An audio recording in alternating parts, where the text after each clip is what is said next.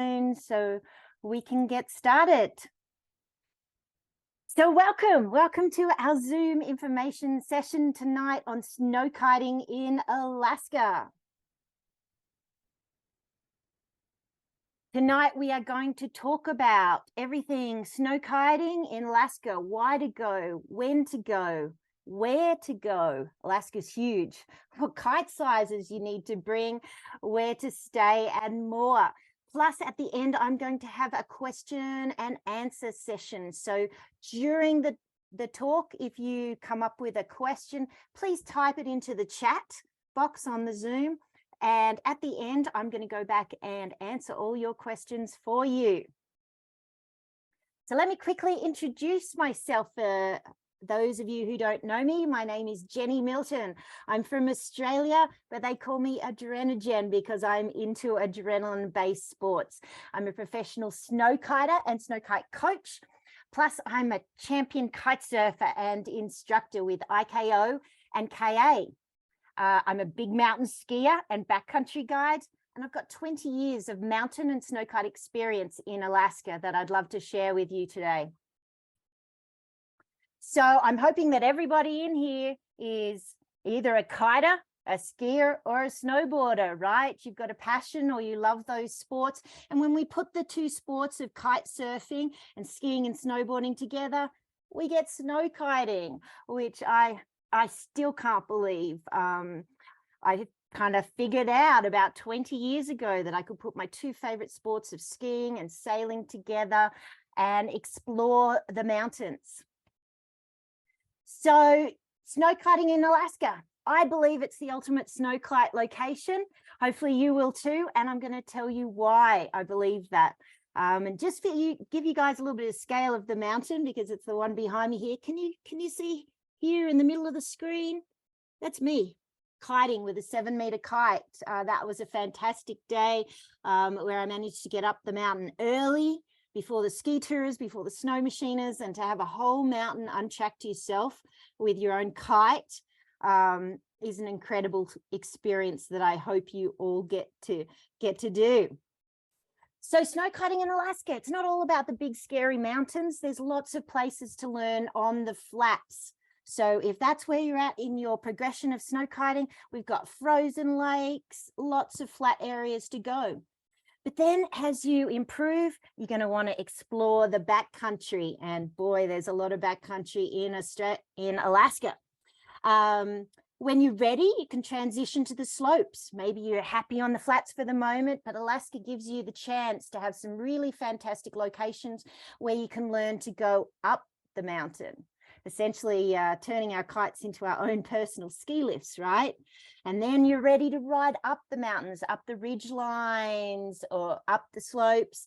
And that is an incredible feeling because once you get up there, you get to ride down. And that's definitely my favorite as a big mountain skier is getting to use the kite to maximize the amount of runs, maximize the amount of turns that I get on the mountain.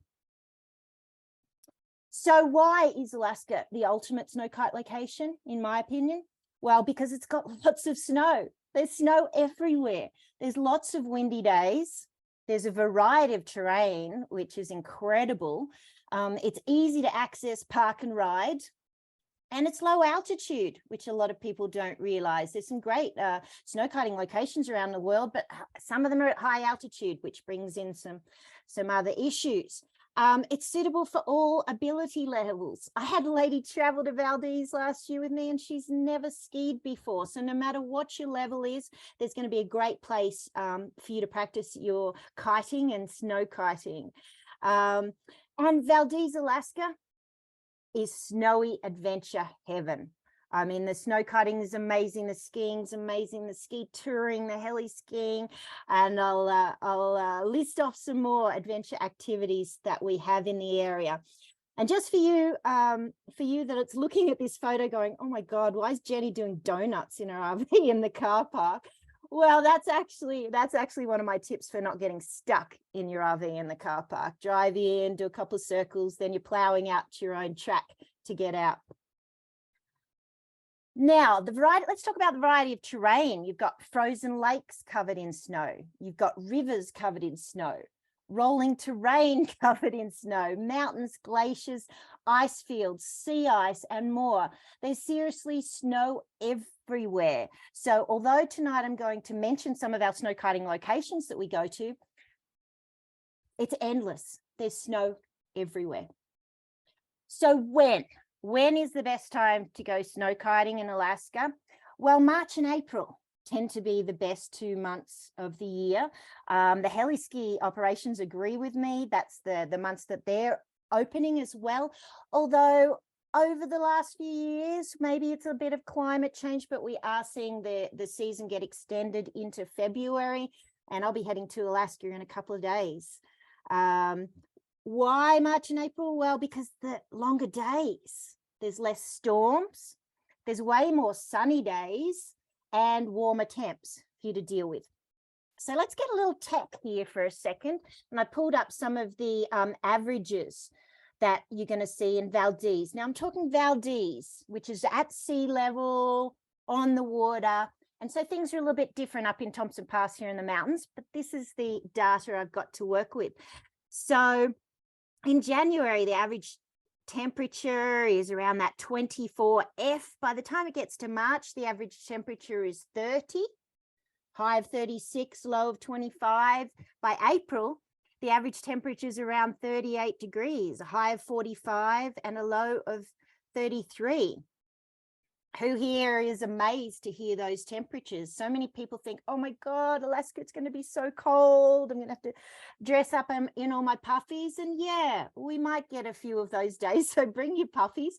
But ultimately, this is a great location that is not extreme temperatures or altitude to deal with. Now in January, there's only 6.6 hours of daylight in each day. By the time it gets to March, it's nearly doubled, 11.9 hours of daylight. By April, it's 14.8 hours. So you can see why those 2 months are going to give us the maximum time for playing out on the mountain. You know, what's the average snowfall? You're looking at 30 inches in January, 25 inches in February. By the time it gets to March, you're still getting fresh snow, 13.8 inches. April, 4 inches. May 0.2, by June 0. So you can see that we're still getting that fresh snow in March and April, but you're getting more gaps between the storm. Wind direction, of course, this is super important for us. We are getting in March and April mostly north wind. We're getting a bit of south wind plus a chunk of east wind there too. And there's different locations which we're going to talk about for different wind directions. What's the average wind speed? Well, I'm not a big fan of this little graph because it really isn't super accurate for where our snowkite locations are, but it's telling us that the wind speed in March is 9.5 miles per hour, April 6.6. So we're going to have a variety of wind. And as I mentioned, up in Thompson Pass, that's where all the wind funnels through. So we're going to get a higher wind speed up there. So how do you get there? All right. When I mentioned, hey, going up to Alaska, people are just, oh my gosh, the logistics just must be a nightmare, but it's really not that hard. And that's what I'm here tonight to share with you is how to get there. So fly or drive to Anchorage, A and C. Delta or Alaskan Airlines tend to be the most popular for internal flights. I've done the drive a bunch of times myself. It's a beautiful drive, but it does take about 5 days to 6 days from Montana, where I am. So these days it's pretty easy just to fly up, and the price of airfares flying into Anchorage is super reasonable, only a couple $100. Once you get to Anchorage, the next thing you need to, kind of have in place is your accommodations and your transport. So in terms of transport, you've got the option of either, renting a four-wheel drive or an all-wheel drive car in Anchorage. But if you're planning on, say, flying into VALDEZ, there's no rental cars, but there is TURO, which is kind of like Airbnb for your own for people's cars. So there are some TURO cars that you can get in VALDEZ. Right, my favorite mode of transport is actually the RV. And so therefore I get to have my accommodations and transport all in one. But if you're going for the rental car, then you've got lots of options. You can stay in a hotel, you've got Airbnb, stay in some rustic cabin. Some people, you know, might want to stay in a tent or a snow cave. I've seen that done quite a bit. Once we get to the mountains, we're going to have other transport, like snow machines or helicopters. Now, for those of you maybe who haven't been to Alaska, snow machine, that's actually an Alaskan word for snowmobile. You'll find up there, they call them snow machines, in the lower 48, snowmobiles. So you've planned your trip, you've got your accommodation and your transport worked out. Let's start forecasting. I mean, forecasting is so fun because we get to figure out when is prime time, when is the best time to go. So we need to forecast quite a few things actually for Alaska, depending on your location. There might be different ones, but you're going to want to forecast the wind, of course, the weather, what it's doing. You better grab an avalanche report in Alaska if you're planning on snow kiting in the mountains. We need to check the snow surface and the snow depth or level. If you're snow kiting on a frozen lake, hey, what's the ice thickness data? Wind chill. Yeah, the temperatures might not be that cold, but you add wind in there and it can be pretty cold for a little Aussie girl like myself. How much fitness are you going to need? The mountains are huge. You're going to want to snow kite all day. So it's really important to, you know, plan and forecast how much fitness and prepare. And also, what are the road conditions in order to get to the location that you're aiming for? So I haven't got time to go into all of the different apps that I use, but I'll give you a couple little tips. Windy is a fantastic app. That's probably the app that I use the most. But when I'm up in Alaska, I'm also using NOAA. They're going to give me a great marine forecast because we are on the ocean there. And NOAA also provides you know, great wind, great weather. They've got ice thickness forecasts as well if you're going on the lakes. Alaska Avalanche Information Center and the VALDEZ Avalanche Center are my go-tos. I'm reading those every day to see if we've got any new reports. They're going to tell us about avalanche dangers, red flags, and the snow surface. 511 is the Alaska Traveler Information Center. That's both online. You've got an app there, or you can call them. And that's pretty important to call them when you're in Anchorage, if you're planning on driving down to VALDEZ, just to check the roads and see, you know, where the green bits are and, hey, are there any, you know, dodgy bits? They're pretty good at plowing roads in Alaska, though.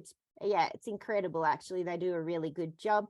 And I'm going to give myself a little bit of a shameless plug here, but I actually have a kite fitness app with specific exercises for training for snow kiting and kite surfing.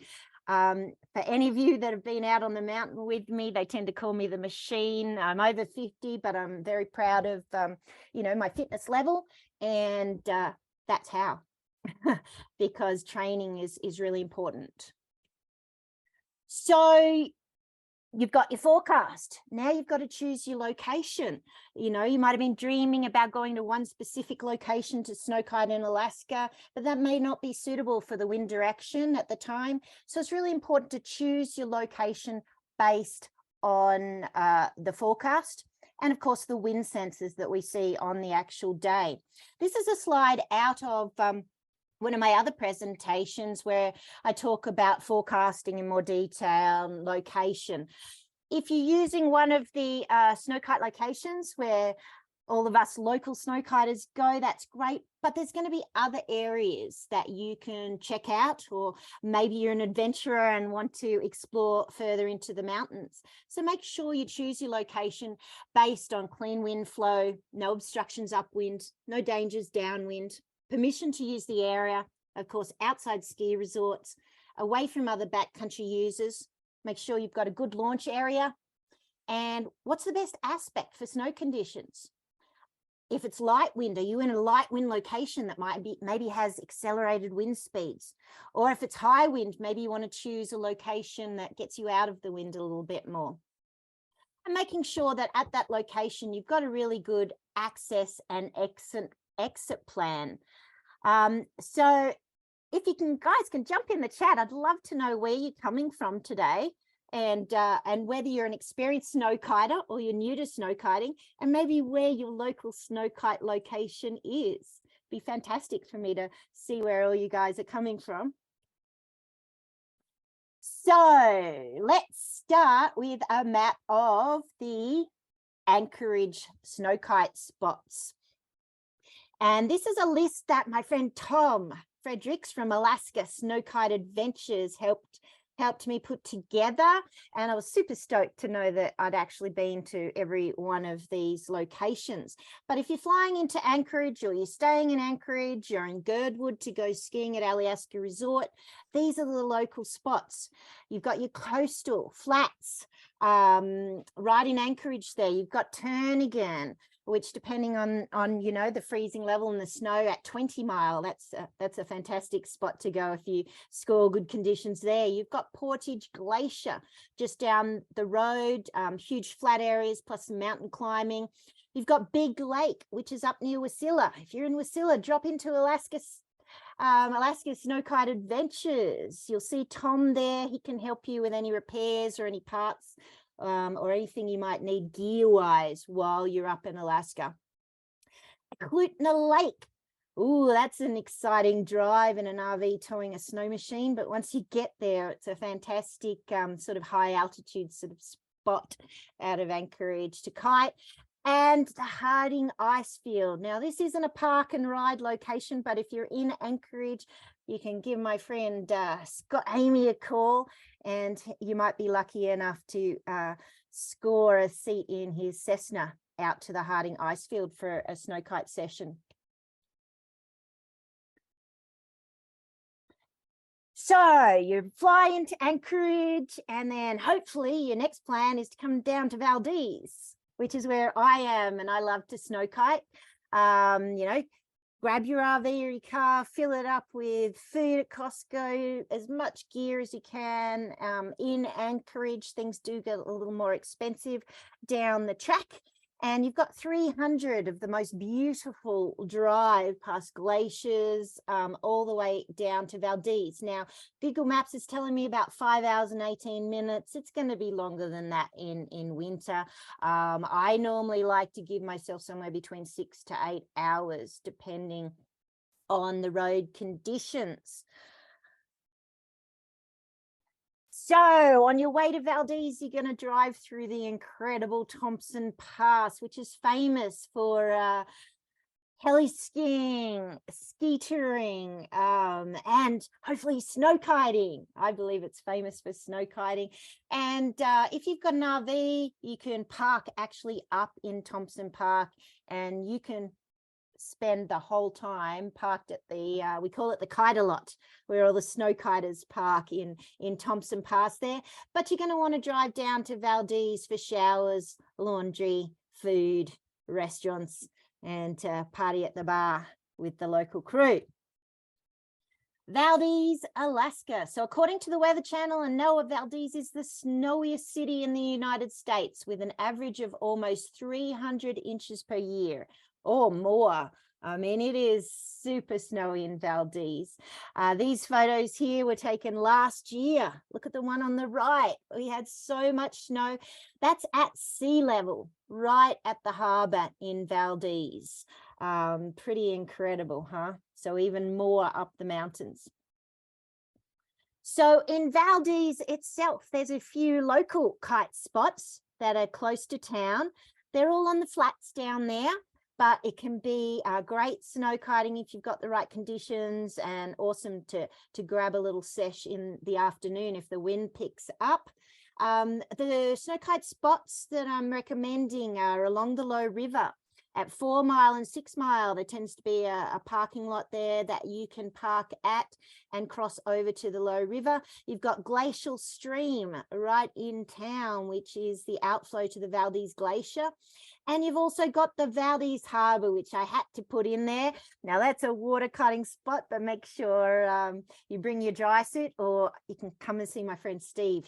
he'll rent you a dry suit if you're keen to tick water kiting in winter off your bucket list. I'm going to share a couple of photos with you, and for the first time ever, I'm telling you where they are.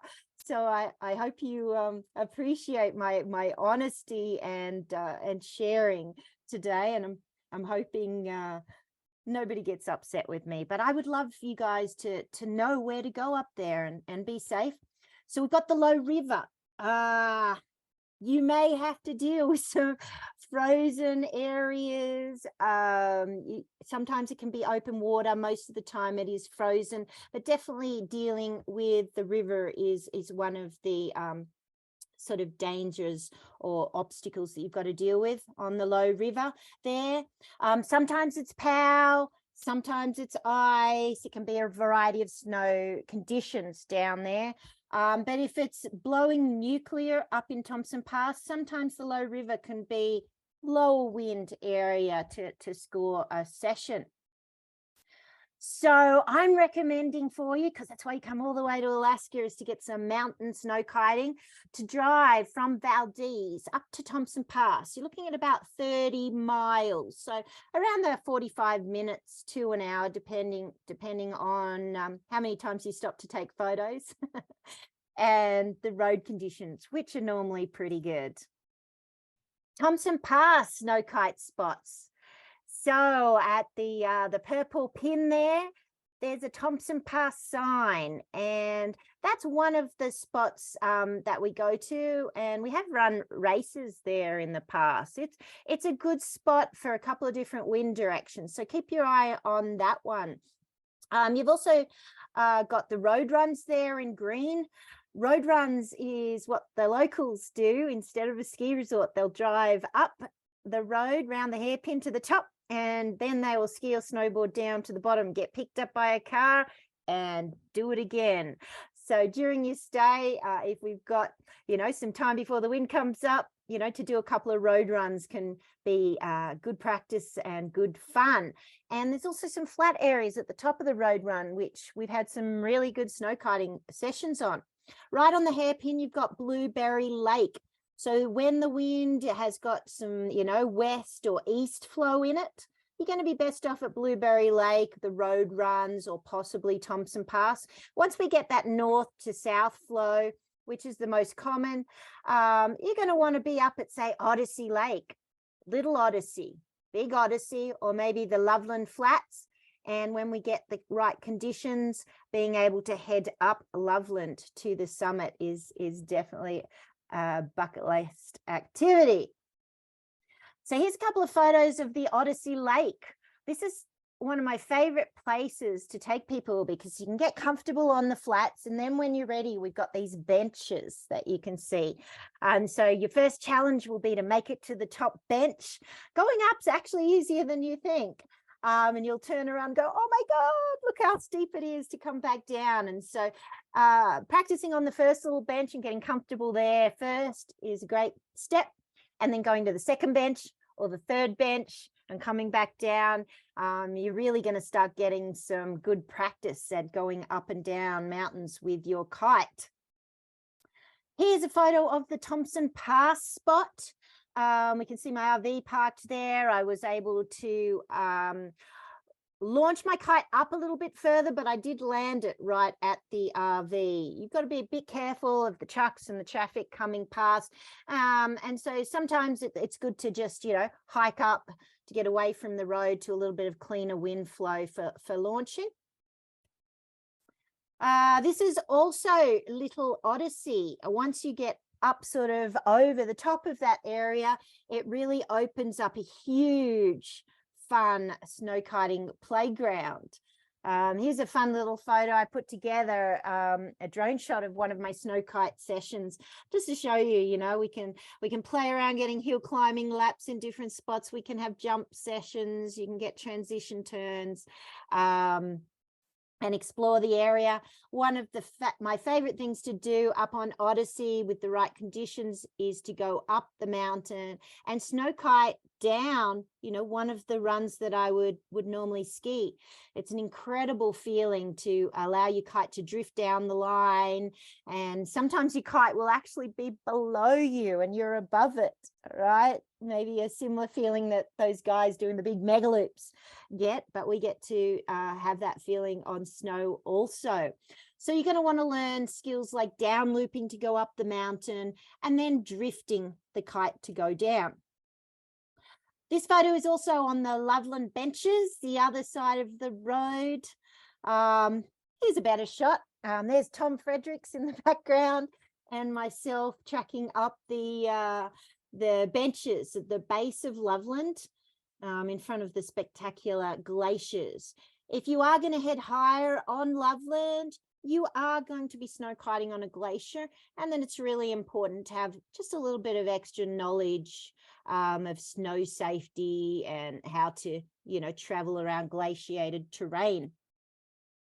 Now, if you're lucky to have a backcountry guide, snow machine guide, or snow kite guide like myself that has a snow machine, sometimes we will strap our kites to it and head up the mountain to higher altitude to find wind or to go to a specific epic snow kite location that is off the grid. Here's a great picture of the Cessna that Scott Amy has at Skydance Aviation, and he's the one to take you out to some of the remote ice fields. I've been so lucky to have some incredible adventures with Scott, and I plan on having some more this season, and I hope you get to come with me. Let's talk kite sizes for a second, and this is a hard one. I wish I could just say to you, hey, you just need a 9-meter kite. But it's not quite that simple. We're not going to a location that has trade winds of the same speed every day. We're going to get a variety of wind directions and wind speeds. So when you're choosing what kite size you need, you're going to base that on the wind speed, of course, how much you weigh. We all know that. What's your style? You know, the guys that are into, you know, doing freestyle maneuvers and big jumps, they're going to have a bigger kite. Altitude. Some of the snow kiting locations that I go to here in Montana, Idaho, Wyoming, Utah, they can be at high altitude, and when the air is thinner, we need to use a bigger kite. But I find in Alaska, because we're at sea level or up to, say, what are we? We're at about 2,500 feet at the Thompson Pass zone. Then we pretty much use the same size kites as I do on the water, apart from when the snow surface changes. You know, sometimes if the snow surface is hard pack and maybe a little rough, we don't want to use quite as big a kite. We don't want to go quite as fast. So you're going to choose your size based on all of those variables. The kite sizes we use the most up in Alaska, I'm going to say 9 to 12, right? 9 to 12. Yes, we do have some pretty epic 6-meter sessions, and in fact the Snowkite race at the Alaska Snowkite Festival last year, people were on 5s, 6s, 7s. It was windy. So, you know, if you can fit a small kite in your bag, I definitely would, but you're more likely to be on something like a 9 or a 10 or maybe a 12.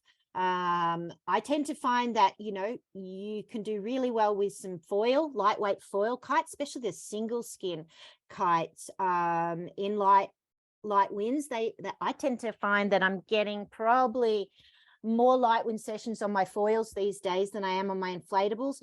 But when it's high wind, man, I love flying my inflatable every time, just because it's so smooth and easy to deal with in the high winds. I have a full presentation on, you know, what to bring, what to pack, how to pack, and things with you. So, you know, I encourage you to have a look at my YouTube channel, and there's a great presentation that I just put together a couple of weeks ago for the ladies coming to the Idaho Women's Snowkite Camp. And I go into a lot more detail in that full presentation, but I just grabbed a slide out of it for you because this is kind of the difference in, you know, maybe going to a flat location versus the mountains in Alaska. It's really important for you to bring a shovel, probe, and beacon with you. Now, I quite often have people say to me, oh, but Jen, I'm just learning. I'm going to be kiting down on the flats. So I'm not going up the mountains. I don't need a beacon or a shovel or a probe. But let me ask you this. What if you were snow kiting on the lake and all of a sudden you saw an avalanche happen over there and there was some skiers over there get caught in it? And you know what? We can get to them pretty fast with a kite. There's been many situations on the water where a kite surfer has actually rescued people who've been caught in rips in the water. Well, it's the same for snow kiting. I believe if you're in Alaska, you should be wearing a beacon every day, not just, you know, for your own rescue, but for us to rescue our friends. A probe, yes. They're important for, you know, for searching in an avalanche, but I use mine nearly every day as a flagpole as well. So that can be great if you haven't got trees blowing and you're trying to figure out the wind, put your probe up, put a little bit of flagging on it. And hey, you've just gotten yourself your own little weather station there. A shovel is super important because you're going to use that to shovel snow on top of your kite. You're going to use the shovel to put in the snow and use as an anchor. So beacon, shovel, probe is mandatory in my books. Communication, super important for safety. Having a phone, walkie-talkie radios between you and your friends, having a PLB, which is different to an avalanche beacon. An avalanche beacon is for, you know, sends out a signal when we're wearing it, and we can also turn the button and tell it to find the signal. And so that's for us and our friends. A PLB is, they call it an EPIRB on a boat.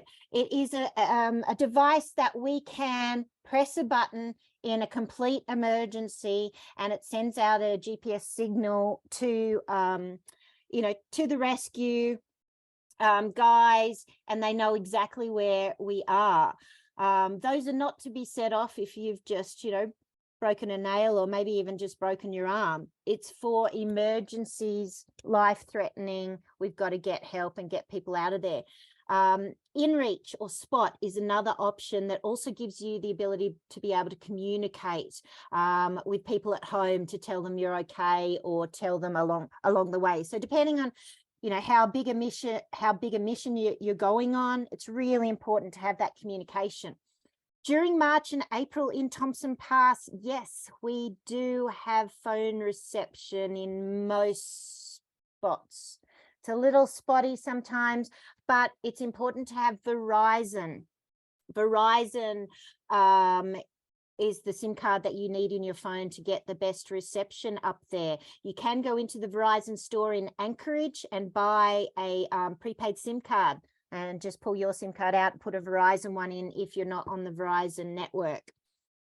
It's important to carry your own first aid gear. Of course, there's no ski patrol. You are your own ski patrol for you and your friends. So carry first aid and emergency rescue gear and know how to use it. It's important to have some way of traveling over the snow. Let's just say the wind dies or you crash your kite and it gets damaged or tangled and you've got to get home. It's really important that skiers have ski touring bindings and skins, or snowboarders have a split board. They can split into skis and put skins on the bottom, or maybe snowshoes for snowboarders walking in the snow. Hopefully it's going to be super deep, waist deep powder, and it's hard to walk around in. So if you've got some way of touring, that is going to help you a lot. Maybe even just for getting out to the launch area and setting up your gear. Having a GPS or a map is important, and of course a toolkit with all your spare parts. One of the things you want to ask yourself is, are you carrying enough supplies to wait for rescue or spend the night?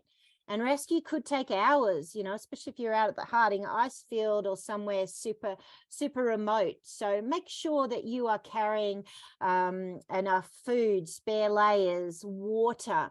Backpacks are a tricky one for snow kiting because all of our kites come with backpacks, but not all of them are actually suitable for carrying our skis or a snowboard on them. You can see here in this picture, I'm actually carrying my kite backpack. That was a really good one, that best one. It's got a waist strap, it's got a chest strap, which is super important if you're loading it up with, you know, 2 kites.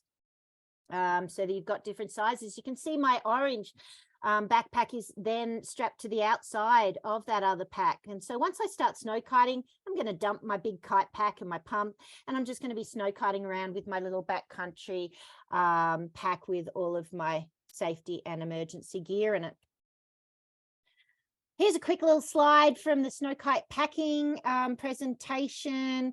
As I mentioned, you can watch the Snowkite packing presentation, the Snowkite safety, and also a presentation I did on using inflatable kites for snow kiting on the YouTube channel.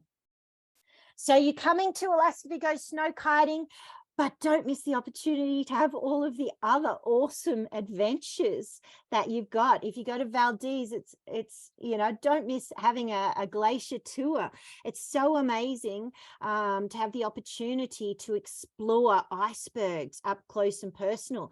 Normally, if the icebergs are floating out in the ocean, you know, they're unstable. We can't really go near them, just, you know, take photos and admire them from a distance.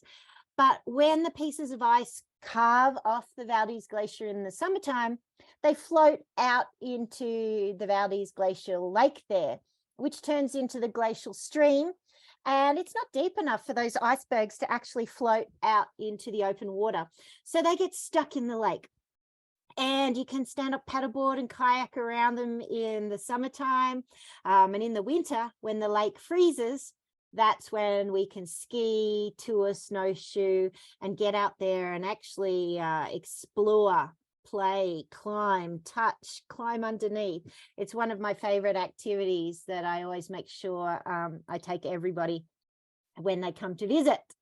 Stand-up paddleboarding. Now, that may not be on your list of activities to do in Alaska, but let me tell you, it is awesome fun. If you're a kiteboarder, a kite surfer, and you love, you know, water activities, don't miss going stand-up paddleboarding in the wintertime. Steve there's got incredibly stable, wide, inflatable stand-up paddleboards to use. He's got dry suits and all the gear. And I normally do that once or twice a week to go out there, and you'll be paddling. You'll have otters and seals and ice, and oh, it's so fun. I love going sup in Valdez.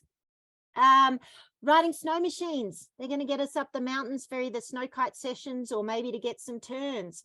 There's also a Snowcat resort in Valdez during March and April. You can see the town of Valdez in the background there on the right, and the harbour. It's incredible views from up there. So make sure if you've got a no-wind day that you book in to go on the Snowcat. And in my books, oh, don't miss out on going heli skiing or boarding if you've got the budget for that too. My husband Steve works for Black Ops. They're an incredible operation to go with, and they can offer you some heli skiing, some cat skiing, or snow machine runs as well. So I'd like to invite you to come snow kiting in Alaska, whether you do it on your own or you want to come with Tom in Anchorage or come with me down in Valdez. I'd like to show you what's on offer. This year I'm offering 2 5-day Snowkite camps, which include online theory to get you prepared. I've got extra coaches and guides to take us on adventures. I'm including hotel rooms. Only small groups, 4 people per group, so you know you're not going to be in a huge group. And I want to make sure I've got a small group so that we can fit inside planes, helicopters, snow machines, all that kind of stuff there. So if you've got the time away from work and you can join me for a week, please do so. But the other lesson and adventure options that you've got from February the 20th, that's next weekend, oh my God, it's coming up so fast, all the way to May the 1st, you've got the 5-day camps. Book me for a 1-day or up to a 4-day private session. Maybe you just want a 3-hour private session to get familiar, or join a 3-hour group lesson. I've also got women's clinics booked in during that time, especially during the Alaska Snowkite Festival. So send me a message or an email. Brad Gordon, professional snowkiter. He said, attention people, if you get the chance to go on Jennie's trips, just pull the trigger and go. She knows these zones better than anybody, and it's the ultimate scenic snowkiting. You'll not regret it, just to see the beautiful Chugach Mountain in all its snowy white glory. Thanks for the kind words, Brad. Let's hear from Jesse Crocker. This year I went to Big Mountain Snowkite Camp in Alaska with Adrenogen for the 2nd year in a row. He loved it so much the 1st year. And this year was even more epic than the first.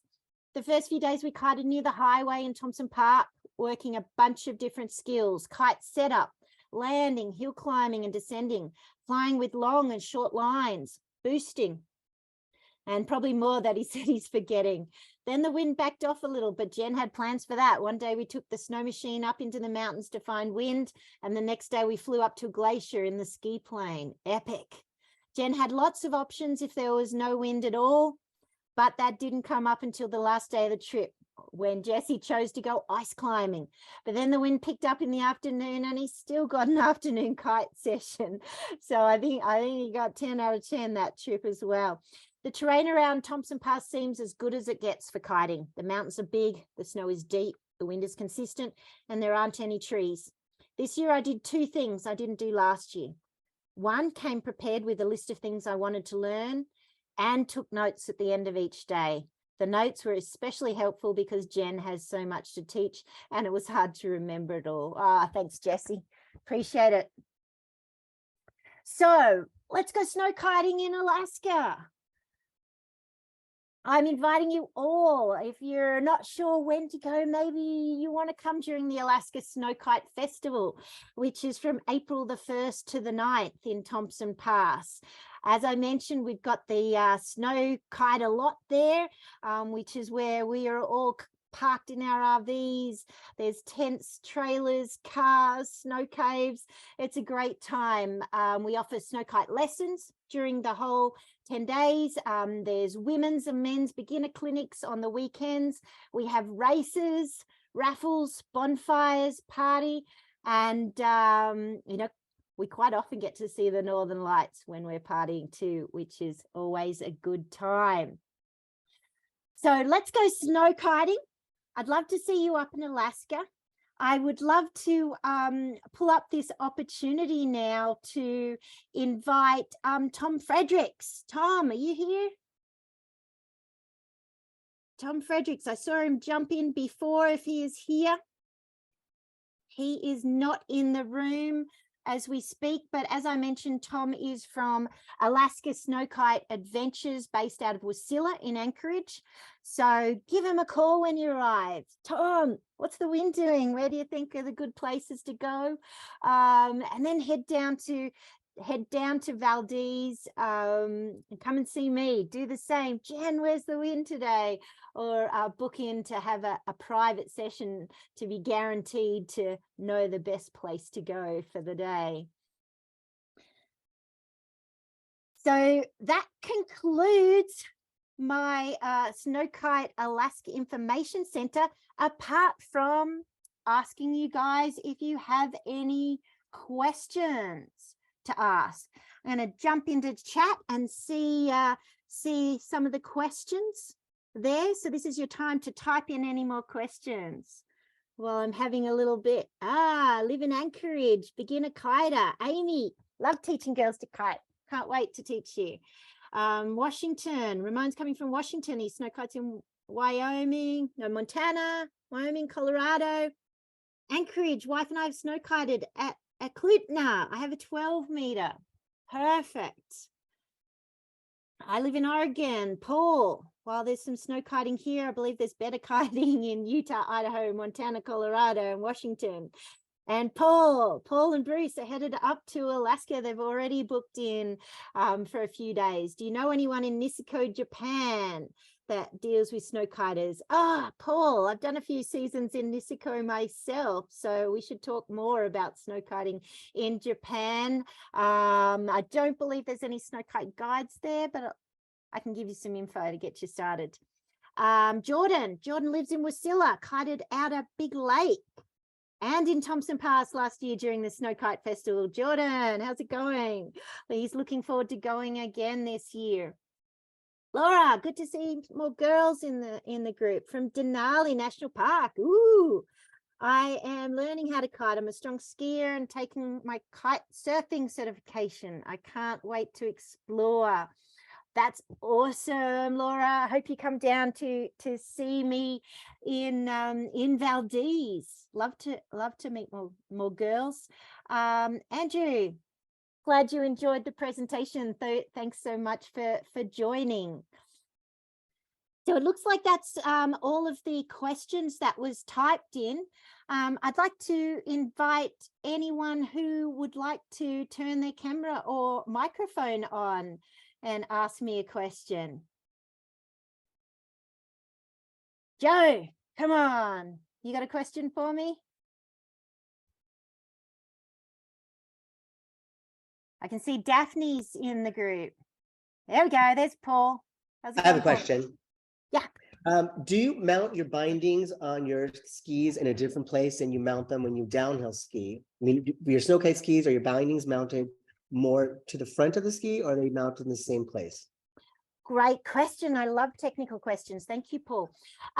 So normally the position of mounting the ski binding is going to come down to a couple of things. One, are you freestyle? Do you love going backwards? Some of the time.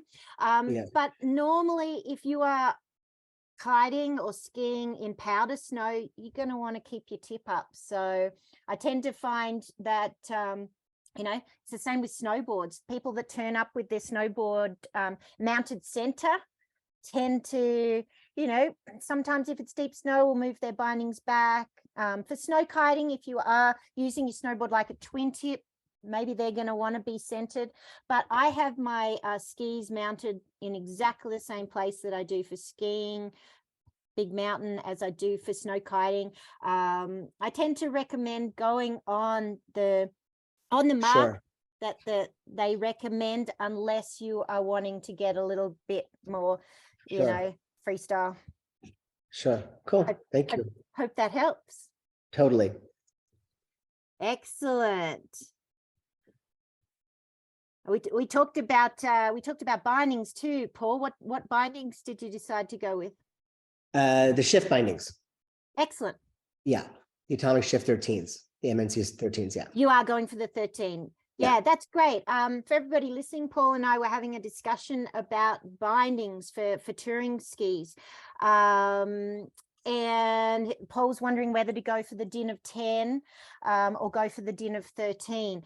A couple of things that I really want to let you know about is when we are going backcountry skiing, we've normally got a backpack on, right, with all of our safety gear, as I mentioned, which increases our weight. Now, when we go into the ski shop to have our bindings set, they say, how much do you weigh? And we tell them our maybe want to be naked weight and how good a skier are you and how big's your boot, right? And they set your bindings. But we are not naked wannabe weight. We weigh a lot more when we've got all our gear on and our backpack as well. And then when we're snow kiting and we've got that kite pulling us, the pressure on our edges is that of somebody that weighs a lot more than us. So it's really important that you check what your bindings are set at. Maybe go into the ski shop and tell them your gear weight. Right. And then if you're wanting to, do some jumps, as a lot of us kiters love to do, you're going to want to have, the binding strong enough for landing those jumps. So I recommended to Paul to go for the DIN of 13 on that binding. And then hopefully, Paul, you've got some skins as well, and you're organizing your whole backcountry setup, and I'm going to enjoy teaching you how to use all of that. You know, it's really important to make sure that, you know, if we're going snow kiting with other people, that they know how to use their gear too, because they might just need to be rescuing us. So it's definitely a question to ask, you know, the people that you're going out there with, you know, do you know how to use your beacon? Hey, let's just do a quick little check, and that sort of thing. Thanks for coming. Thanks, you guys. Question, what's it like later in the season after April? Andrew, good question. So it all depends on the snow level and the temperature, but the locals, they snow kite all the way into June in Valdez. You might need to sort of, you know, get higher up on the mountain, but you've got Loveland here in the background. That's all glacier. So that snow stays nice and cold for a long time. And then you're going to start getting, you know, wind actually flowing, you know, up the glaciers, down the glaciers, all sorts of, you know, pressure gradients happen. So the other thing that you can do, Andrew, is head north. Last year in May, I know Tom Fredericks and I and a group of kiters, we headed to Nome, Alaska, and we snow kited for nearly a week there, out on the sea ice and exploring. It was incredible. So it all depends after April, you know, what the snow conditions are doing or where you're actually headed. If you're heading out to the, you know, ice fields, Andrew, that should be good to go for quite a long time. Has anybody else got any questions? Cool. Thanks, Andrew. Hope that answered the question. Liesl, nice to see you here. Have you got any questions?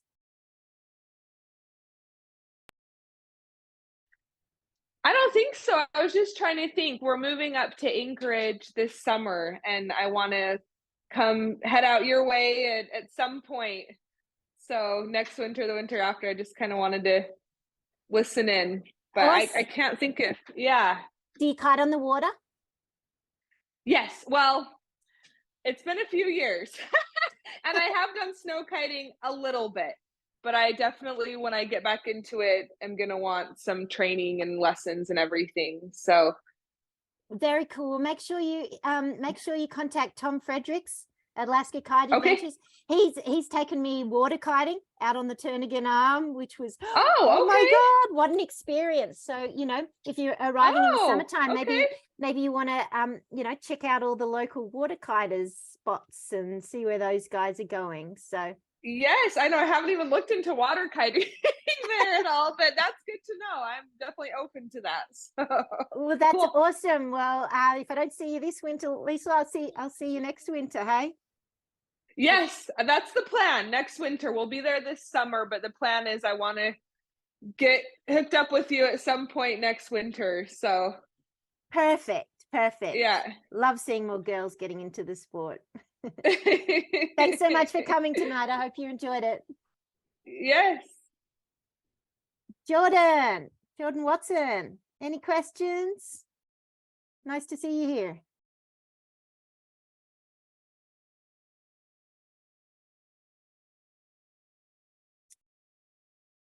Amy, Joe, last chance to ask me any questions. Actually, it's not your last chance. If you'd like to ask me questions anytime, please email me, message me on social media, and I always happy to talk snow kiting.